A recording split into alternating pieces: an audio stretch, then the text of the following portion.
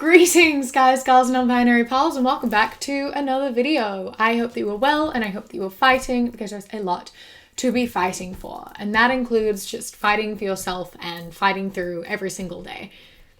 Just existing is sometimes fighting, and that is enough. Anyway, just like to clarify that every now and then. Anyway, recently I was just, on my YouTube homepage where I like to live. I spend half my life on YouTube. My excuse is that YouTube is my job. I'm watching videos for research. That's not it. It's just an excuse. Anyway, this video came up on my recommended, which I thought was so strange because I never watch the content I talk about on my account. I'm always in incognito mode, so I don't get it in my recommended. But for some reason, this video was in my recommended, and I was like, okay, that's strange. That seems like something I could make a video on though. So here we are. I don't know if it was any of your recommendations as well, because if it's in mine, it might have been in some of yours too. I heard apparently the YouTube algorithm is starting to show you things that have opposing views to you. So if that is true, then that would make sense. But anyway, I was baffled, confused, but intrigued, and was like, video idea. And so here we are. Today we are going to be watching this video and talking about it, and then a couple of her other videos as well, because I have a few things I want to talk about. I just want to discuss some things and have I just want to talk about it. There's just some questions that I have and some things I need to talk about. But before we get into it, I would like to take a moment to thank today's sponsor, Surfshark. If you aren't aware already, Surfshark is an app or browsing extension that allows you to change your location to just about anywhere in the world. And there are a number of benefits to this, but my favorite one is that it allows you to access Netflix libraries that you cannot access in your region. So I'm planning on going back to New Zealand next year, and some of my favorite shows aren't available on New Zealand Netflix, or at least they weren't when I was at home last. Such as New Girl. New Girl was taken off New Zealand Netflix and I cried because that is my comfort show. But when I go back home next year, I'll be able to change back to the UK Netflix and watch New Girl happily at home. Another benefit of Surfshark is that it encrypts all of your data and keeps everything safe from hackers and anyone who could potentially be trying to steal any of your information. So your credit card information, your photos, your passwords, all of that is safe by having an extra wall of protection there. So if you would like to browse the internet completely worry-free and not have anyone worry about tracking you, storing your data, or stealing any of your information, as well as having the bonus access to extra content that you do not normally have available to you, then you can go to the link in the description and use my code QueerKiwi for 83% off, as well as your first 4 months completely free. Thank you, Surfshark, for sponsoring today's video, and let's get into it. So this video starts off with her talking about how she grew up in a traditional household. I grew up in a very traditional household. I grew up with a mom and a dad. And how this was a traditional household, but she turned into a feminist when it came to high school because she learned about infidelity. So I'm assuming her dad cheated on her mom. That's just an assumption I made based off of what she was saying, but that's not important. That's what made her decide to be a feminist. And so she decided she wanted to be an independent woman. And so she went to uni and she got a master's in mechanical engineering. And from there, she started her own company, which is pretty cool, right? She started her own company, she moved to New York, and then she started 3 companies. She was a female CEO. She was an independent, powerful woman. She said that she was the textbook and women would follow what she did. I was that pinnacle woman that people look up to. I had mentees and I had a bunch of women that followed my ways. And I think that's really cool. That's really cool of her. I'm proud of her. I'm happy for her. I'm glad that she was able to do that and achieve that. But a problem that I have with this is that she referred to it as being in her masculine form. But during that time frame, I was very much in my masculine energy. I was very much in my masculine form. Right?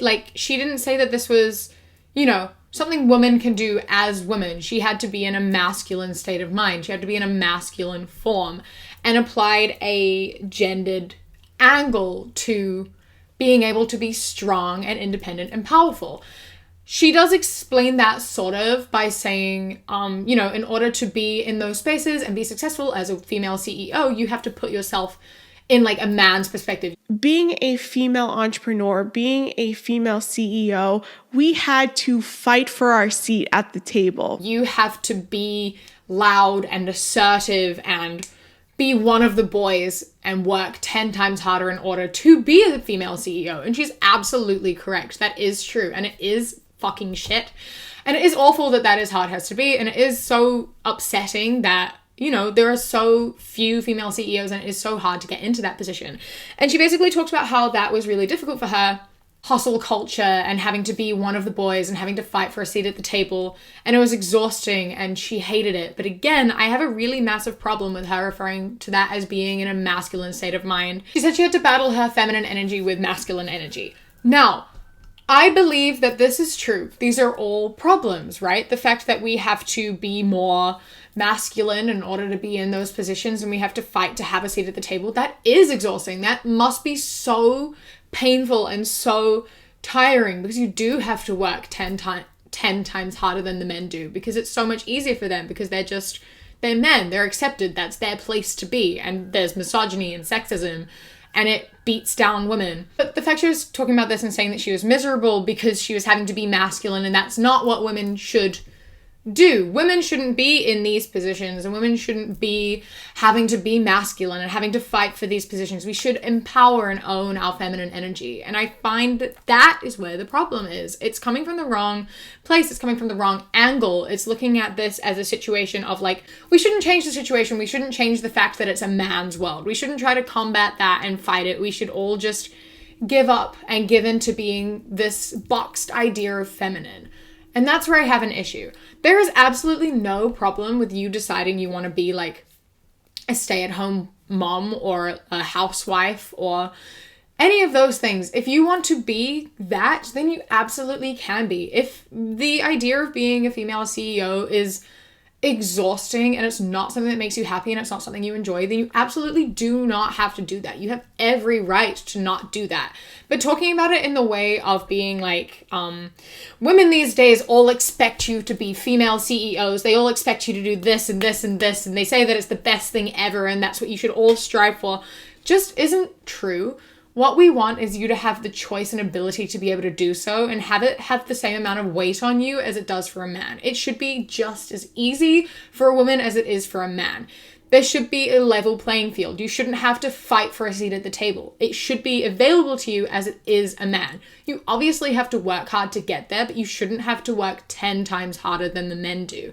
And you said that yourself, that was a problem, that that's something you had to do. But instead of saying that that should change, you think that we should just not do it. And that's where feminism is, right? That's what we're trying to say. We're not saying that you have to do it. We're not saying that you have to be a female CEO.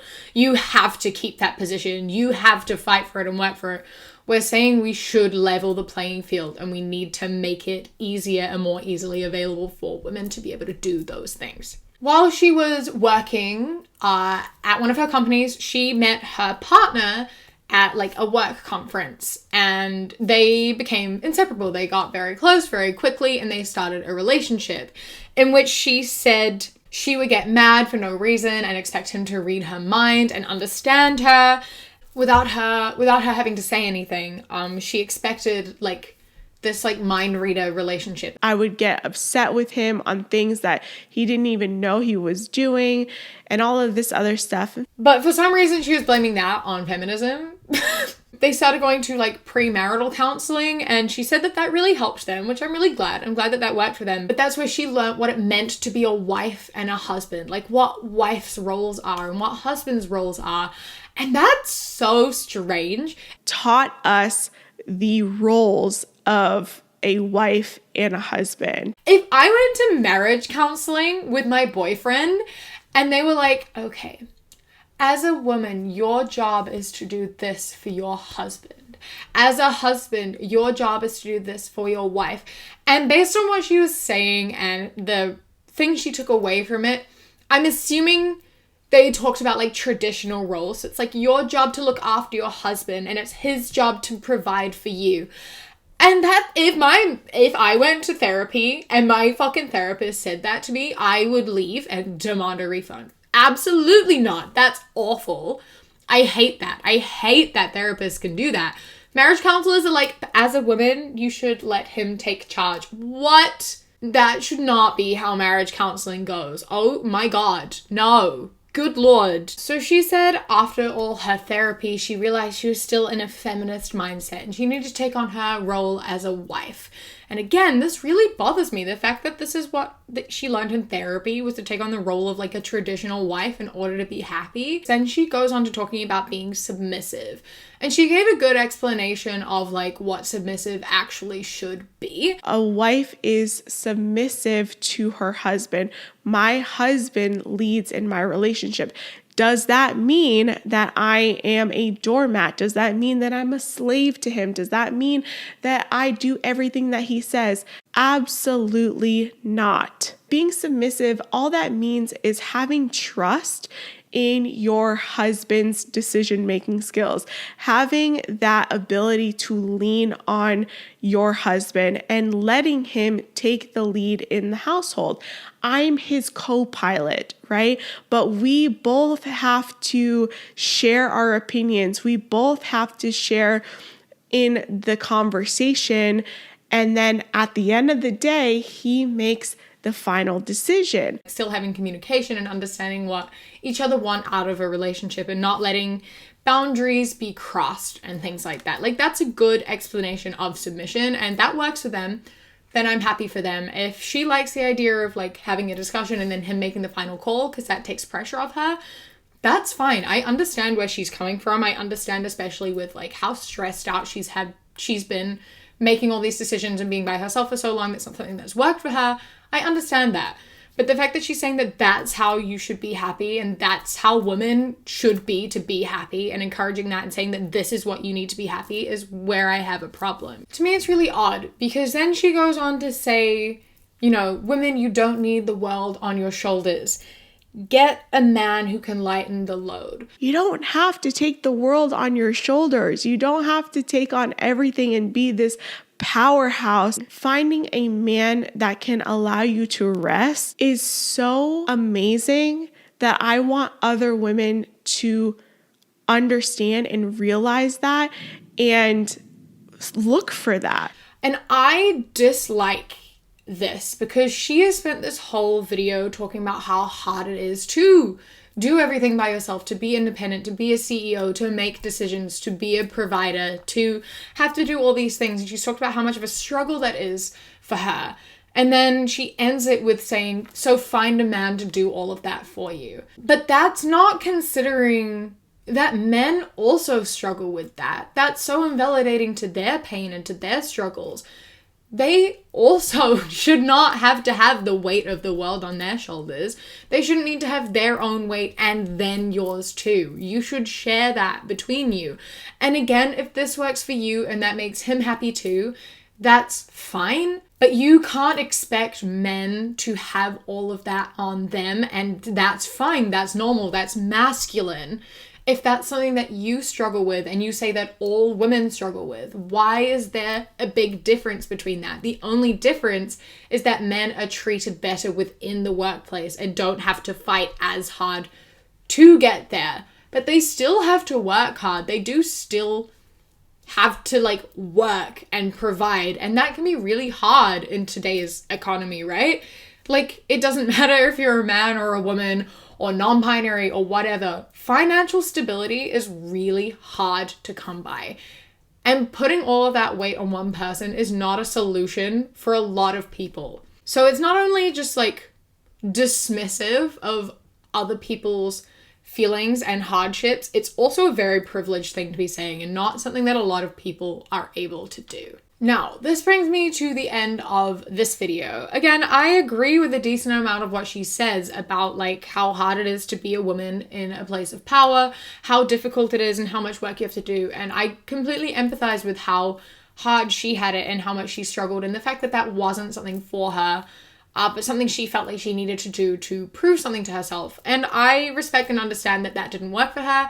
And I respect and understand her decision to be a more traditional wife. That's fine. If that's what she wants, that's fine. But I don't like the way that she's encouraging it and saying that that's what women should do and then putting the weight of the world onto men. It does lead me into two more videos of hers that she's done that I do want to talk about, which are 3 things a woman needs from a man and 3 things a man needs from their woman. Because I think they follow on quite well from this, and there are just some issues that we need to have a conversation about. So firstly, 3 things that women need from her man. Security. And this is not just physical security, while that is one major aspect of it, but this is also emotional security, financial security, spiritual security, all of these things. And if it's not going to come from the man, it's going to come from us. And that's where a lot of relationships fail, because the woman has to then assume the control and assume the security in the relationship. That is why a man needs to step up, needs to just take ownership of the relationship, needs to have a path forward, has to have a goal. And that way we can follow, and we will happily follow a secure man. This takes me back again to, why is everything put on his shoulders? That isn't fair. You shouldn't be saying, I need a man to know everything. I need him to have his entire life planned out. I need him to have financial security. I need him to have emotional security. I need him to make me feel safe and secure at all times so I can do what I want without having to worry, because he'll look after me. He'll provide for me. He'll make me safe and secure. Why are you able to do all of those things and have freedom to exist and take your time and enjoy things, while he does not have that freedom? Because as soon as he fumbles, as soon as something goes wrong for him, it then impacts you and you no longer feel happy in that relationship. That is so much pressure to put on one person. You should have a shared amount of security and responsibility in a relationship. It should not all be on one person. You should have a plan and you should have support for one another. If he has a job and he decides he doesn't enjoy it anymore, you should then support him in that and in trying to find something that he enjoys, and not just expect him to have like a life plan so that you feel secure and can do what you want. You both need to share responsibility for things. And again, if this is what works for you, that's fine. I'm not trying to tell you how to live your life, but the problem is that you are trying to tell me how to live mine.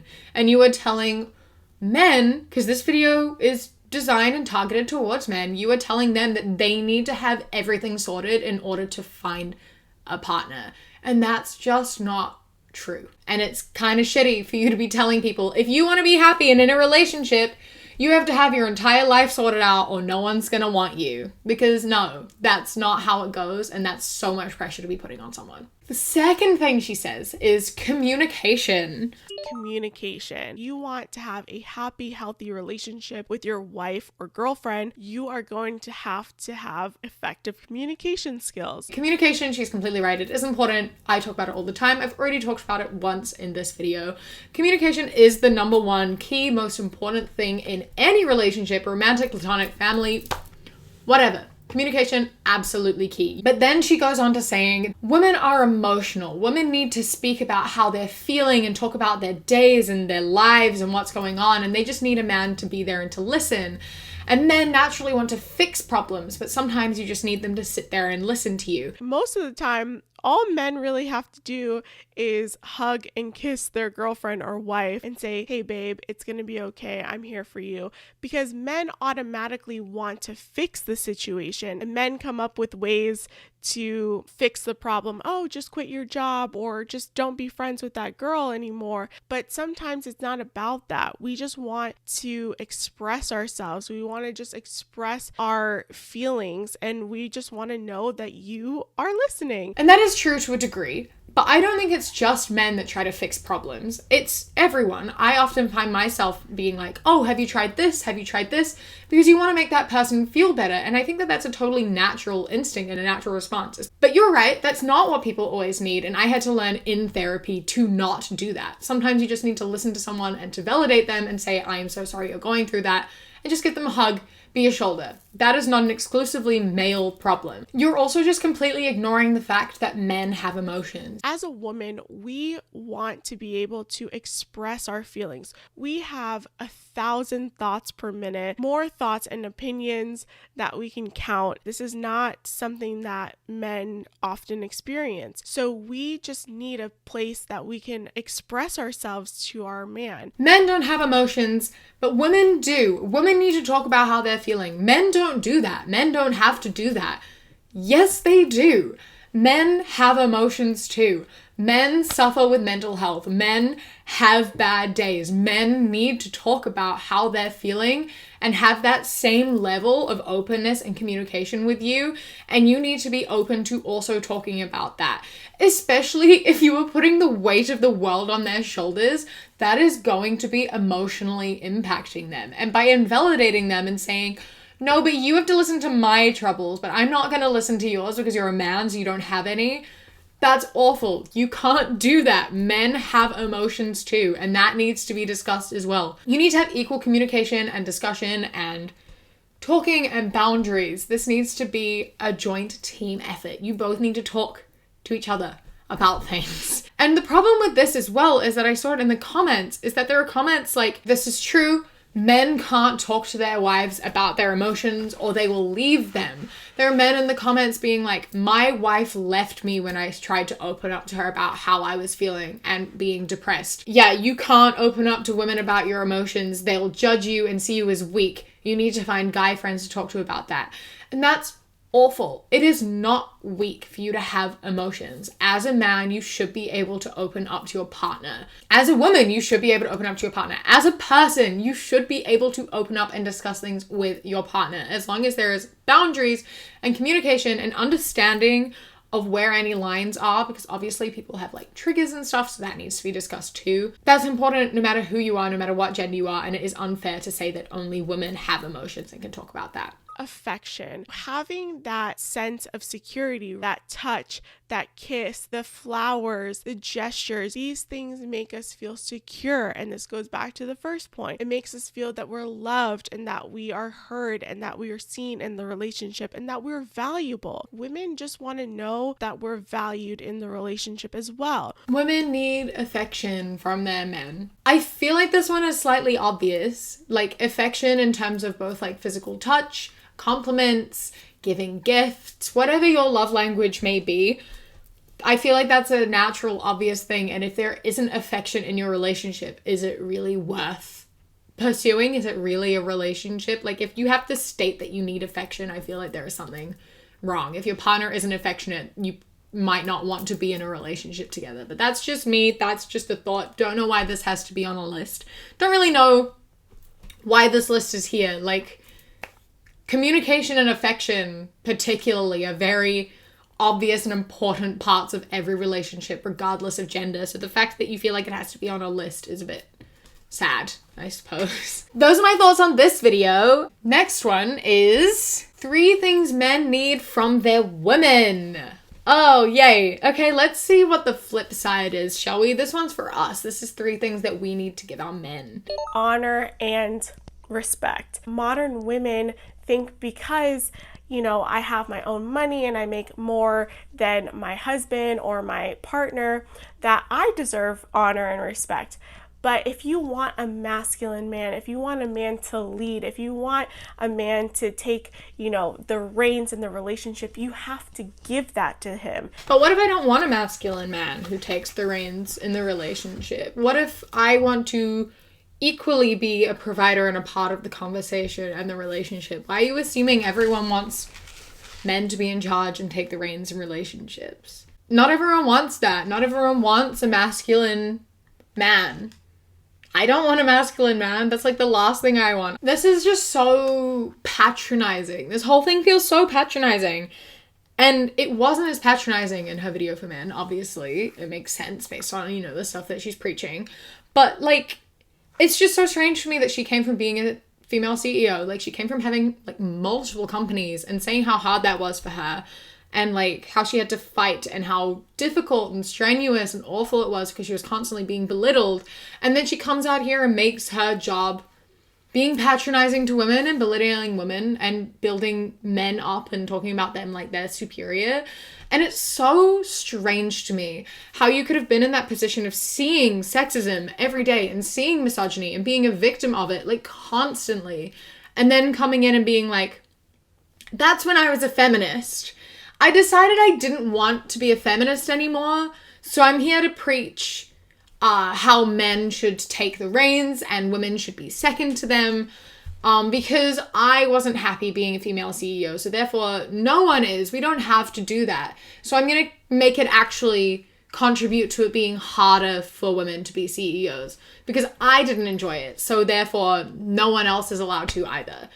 Like, surely being in a position from being a female CEO and going into being a traditional housewife, you can share your story and why you did that and how it makes you happy without being sexist and without being misogynistic and without saying that it should stay this way and talking about it as being masculine and that it's a man's job and that's why it was stressful for you. It's just so strange to me that you chose to continue the cycle of misogyny rather than fight against it. Even if you aren't being a CEO, you could still talk about how it was difficult for you to be there. Your channel could be you talking about sexism in the workplace and how it was so difficult for you and how you overcame it and what you think would help. I don't know. But the fact that you've gone from being patronized by men to now patronizing women yourself, it's a bit shitty. The supportive role. I think about this as a coach-athlete dynamic. If you have a coach with a good athlete, that athlete is going to grow and be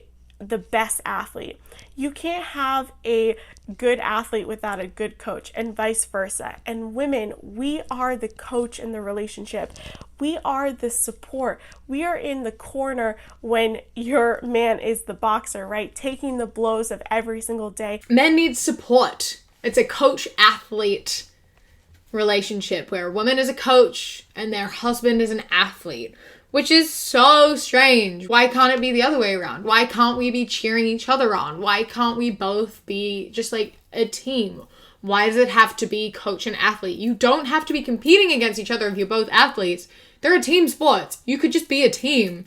That works too. And again, why are we putting so much weight on them? Why are we putting the weight of the world on men? Why is everything on their shoulders? And why are you not considering how stressful that must be? You've been in a position like that. You've been a female CEO. You've been in a position where you're the provider, where you are in charge, where you are independent. And that's just looking after yourself, not even looking after another person. Surely you can have some empathy with how much pressure you were putting on your partner and how much pressure you were saying needs to be put onto men. Like, it's beyond me that you're able to ignore that and somehow just think that because they're men, they were always in a masculine mindset, which means they're built for that and they're able to withstand that. No. Capitalism and the working environment and the way we are worked and treated in the workplace is not how humans were designed. That's got nothing to do with being masculine or feminine, man or woman, whatever. That's just, it's not good for anyone. It's shit for everyone. I don't know why it's okay for you to put all of that onto men. It's affection. This is different from female affection, although they're similar in a way. Men are physical people. They love sex. This is something that your husband, if you are married, this is what your husband desperately needs. He needs sex. Men need sex. All men, every single man, they need sex. That is a requirement from you as their partner, is to give them sex. Because they need it. That's the only way to keep them interested. Otherwise, they'll search for it somewhere else. Sorry. Again, the general assumption of this, man, saying that women don't want sex or like that's not a priority for them. Some women have really high sex drives. Some women's love language is physical touch. My love language is physical touch. Some women love sex. They have higher sex drives than their male partners do. That's okay. That is normal. And there are some men who have low libidos. There are some asexual men. Some men whose love language is not physical touch. This is something that, yeah, okay, maybe your husband, maybe a lot of men in your circle, their love language is physical touch. They like to have sex. That's fine. But that is not a requirement for everyone. There are perfectly happy and healthy Sexless relationships, there are perfectly happy and healthy relationships that have a lot of sex. Doesn't matter. Everyone's love language is different. The fact that you're speaking on behalf of every single man, especially as a woman, is really bizarre. And just, you can't do that. You can't do that. Saying that every man requires sex, like, constantly, that's just not true. Those are my points. Maybe you should consider some of that. I don't know. It's this thing, right, with Rebecca. I understand where she's coming from. I do. I understand her past experience. I understand why she would be saying all of this stuff and how she feels. I get it. I don't disagree with some of the things she says. I disagree with how she's implementing it and going about it and sharing it. I understand that being a woman in the workplace is difficult. Being a female CEO sounds so hard, and so it does sound lonely. It does sound difficult. It does sound stressful and like a whole lot of work. I don't think I could do it. Because I have a lot of anxiety. I get really stressed out. It's really difficult, right? I work for myself. So I guess I like run a business or whatever. And it's really hard. It's really hard. And I don't even have to interact with other people, and I'm constantly stressed out. If I was in like an engineering field as a CEO, that sounds so exhausting. And I absolutely applaud you for being able to do that for so long. And I applaud any woman in the workforce in situations where they're surrounded by men, because that would be so hard. And I empathize with you. I really, really do. But going about it by saying you were only doing that because you were in a masculine and feminist mindset is so strange. And saying you have to be masculine to do it, again, really weird. We should be fighting to be able to have more women in those spaces and feel safe and not have to fight for those spaces. Not saying that you have to be masculine to be there, because that further perpetuates this idea and it keeps up the cycle. By leaving and saying no one should do it is a problem. You should leave and say it wasn't for me. This is everything I struggled with. We should fix this and make it better so that other women can do it. Not for me, but I want other women to be able to do it and to be able to not struggle as much as I did. And the fact that you've gone and turned it completely around and gone the other way and been like, no, we should actually keep everything exactly the same. Haha. Don't like it. I don't like it. So I just wanted to talk about it because it was on my recommended, and yeah. Anyway, I've talked about this for way too long. I've been here for almost an hour now. So yeah, this was my video. I hope you've enjoyed the video. Do what you want, man. Don't put so much weight on men. That's really it. Men have emotions too. Be considerate of other people. Share responsibility and have communication. These are really important things. Yeah, massive thank you to my Kiwi Fruit and Kiwi Bird channel members whose names are up on the screen right now. I love and appreciate you so, so much. Thank you so much for joining. If you would like to become a channel member, you can click the link in the description or the little blue join button. You get my videos a day early, as well as 10% off my shop when I have things on my shop. As a Kiwi Bird member, you also get little extra videos that don't make it into the main video and little behind the scenes footage from my second channel every now and then. Subscribe to my second channel, Kiwi. It is up on screen right now in a little card in the description, wherever. Go subscribe. I just do whatever I feel like over there. So if you want to go check that out, then you can go check that out too. Don't forget to follow me on Instagram, The Queer Kiwi, and Twitter, That Queer Kiwi. Like and subscribe. I hope that you enjoy the rest of your day. Stay safe. Keep fighting. I love you. Mwah.